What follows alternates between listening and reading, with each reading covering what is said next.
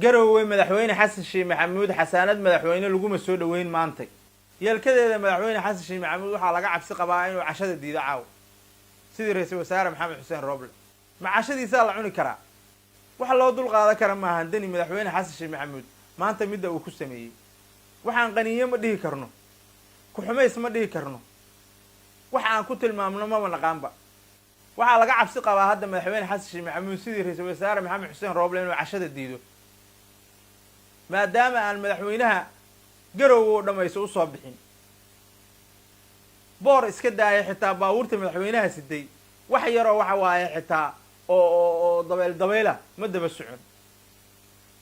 garowena markii madaxweyne qaran soo dhaweynayso waxaan ku dhahay ciiddaa dhaqaaqi jirtay waa laga dareemi jiray daniyo madaxweyne xasan sheekh maxamuud haddaa cuqdad u qabto ma ahan inaan reer puntland madaxweynahooda xasaanadda ay kusoo dhawey lahaayeen inaa waxa weeye hoos u dhigto madaxweyne xasan sheekh maxamuud garowe laguma soo dhaweyn xasaanad madaxweyne wasaaradda cadaaladda social media waxa ay jeceshaa runta inay sheegto sababtoo ah garowe madaxweyne qaran markii soo dhaweynayso ciiddaa dhaqaaqi jirtay fardahaa la soo bixi jiray carruurtaa la soo wadi jiray waxba lagama soo tegi jirin madaxtooyada eelaboorka inta ka dhexeeday caleemo qoyan la safnaa jireen balse maanta madaxweyne xasan sheekh maxamuud intaa looma samayn madaxweynuhu baydhabuu booqday dhuusamareebuu booqday sidii loo soo dhaweeyeyna waa la ogaa balse maantay garowe madaxweynaha laguma soo dhaweyn xasaanad madaxweyne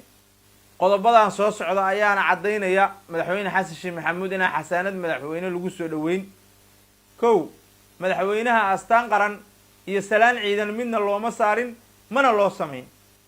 lambar labo sida caadada ah madaxweynuhu markuu maamul goboleed booqanayo waxaa hore u raaci jiray xildhibaano iyo wasiiro maamul goboleedkaas ka soo jeeda madaxweyne xasan sheekh maxamuud lama aysan socon xildhibaano iyo wasiiro ka soo jeeda puntland ee federaalka marka laga reebo wasiirka arrimaha dibadda oo ka soo horreeyey lambar saddex madaxweynuhu diyaaradda markii uu ka soo degay daniya asagu ay is salaameyn ee madaxweynuhu uu u dhaqaaqay dhanka dadkii yaraa ee waxa weeye soo dhaweynta madaxweynaha u yimid ilaa dad badan meesha ma imaane waxa weeye dani gaarigiisuu koray madaxweynaha keligiisa waxaa la arkayay dadka salaamaya afar madaxweynaha garoonka qaybtiisa VIP da laguma soo dhaweyn ee toosa magaalada loo aadiyey qodobadaas iyo qodobo kale markii la isku daro madaxweyne xasan sheekh maxamuud waxaa soo baxaysa inaan garowe lagu soo dhaweyn xasaanad madaxweyne garowe madaxweyne qaran markay soo dhaweynaysa ciiddaa dhaqaaqi jirtay fardaha dhihin fardaha carruurta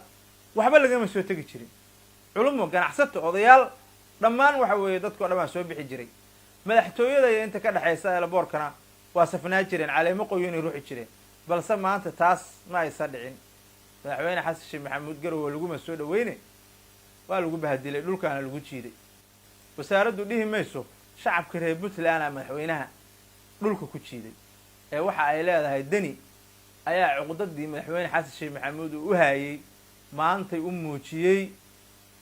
daniyow madaxweyne xasan sheekh maxamuud haddaa adigu u xanaaqsan tahay dhowr jeer uu ku qaniinay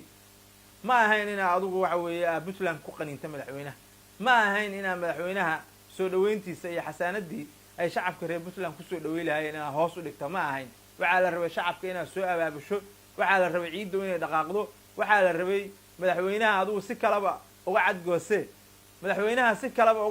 waxaa la rabay in ciiddu dhaqaaqdo ee waxa weeye dad badan ay usoo baxaan